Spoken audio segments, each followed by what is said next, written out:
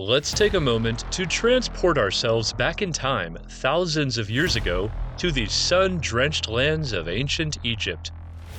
Our destination is a vibrant city whose stone structures reflect the golden rays of the sun, and the Nile River whispers tales of a civilization in its prime. Among the city's bustling populace, we find Nakhtpaaten, a man whose daily routine bears a striking resemblance to modern life. He is a commuter, a man who walks to work. In this story, we will trace the footsteps of Nakhtpaaten and discover how he, indeed, walks to work like an Egyptian. In the age of Pharaohs, the city wakes up with the first light of the sun. The heart of ancient Egypt starts beating again, resuming its rhythm after a night's pause. In the maze-like lanes, adorned with hieroglyphs and flanked by stone structures, we find Nakhtpaaten. He is not a pharaoh, not a noble, but an essential cog in the wheel of the vast Egyptian society. He is a scribe, the keeper of records, a position of considerable respect. As the first rays of the sun pierce through the reed windows of his modest mud brick home, Nakhtpaaten prepares for his day. He washes his face in the cool waters of a bronze basin, runs a comb made of bone through his short, cropped hair, and ties his white linen shendit around his waist, a typical garment for Egyptian men of the time. On his feet are a pair of sandals woven from papyrus reeds. A final glance in the polished bronze mirror, and Nakhtpaaten is ready to embark on his journey to work.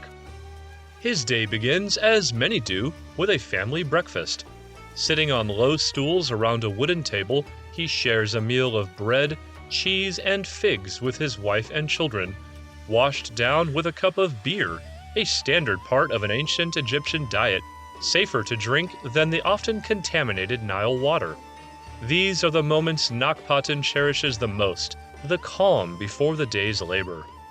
Post-breakfast, with a papyrus scroll in his hand, Nakhtpaaten steps out onto the cacophony of the awakening city.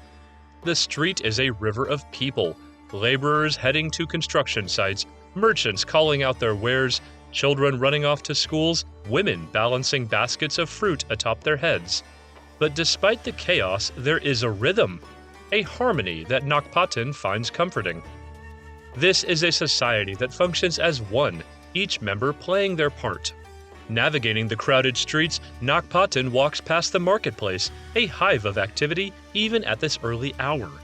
The rich sense of spices, the cacophony of haggling voices, the jingling of bronze scales all add layers to his daily sensory journey. He passes the butcher, the brewer, the fruit vendor, and the linen draper, each adding a verse to the symphony of city life. His route to work takes him by the banks of the Nile, the lifeblood of ancient Egypt. As he walks, he observes the fishermen casting their nets into the early morning light, farmers irrigating their fertile soil, and boats ferrying goods across the river. To him, it's more than a landscape, it's a moving tableau of life, a testament to the eternal dance between the people and the river. Walking is not merely a means of transportation for Nakhtpaaten, it's a meditation. It allows him to connect with his city, his people, and his land. Each step is an act of appreciation, every stride a testament to his place in the grand tapestry of Egyptian civilization. He walks not just to work, but through history, through culture, through life itself. Upon reaching his workplace, a grand temple complex where he scribes, Nakhtpaaten's day of labor begins. His task is meticulous, transcribing religious texts, keeping records, maintaining accounts. He works till the sun is high in the sky, and when it starts its descent, he makes his way back home, tracing the path he tread in the morning. Walking back, he pauses to play Senet, an ancient board game, with a fellow commuter. He shares his stories with the local bard, tastes the day's fresh brew from the city's brewery, watches children play in the dust, and takes a moment to appreciate the setting sun casting long shadows on the cityscape. Finally, as the day's heat begins to ebb, he reaches home, greeted by the warm smiles of his family. His walk to and from work, a journey that for him is more than a commute, It's an immersion, an experience, a part of his existence. To walk like Nakhtpaaten is to engage deeply with one's surroundings, to become an integral part of society's rhythm and flow, and to cherish the simple acts that bind us all together. As we journey through our modern lives with our heads buried in our screens, we can take a page from Nakhtpaaten's papyrus scroll.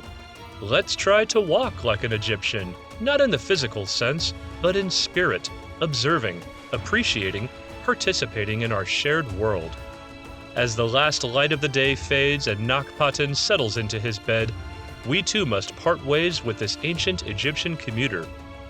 But as we bid him goodnight, we hold on to his story, a simple tale of a man's daily walk to work, a tale that's as old as the pyramids and as timeless as the Nile.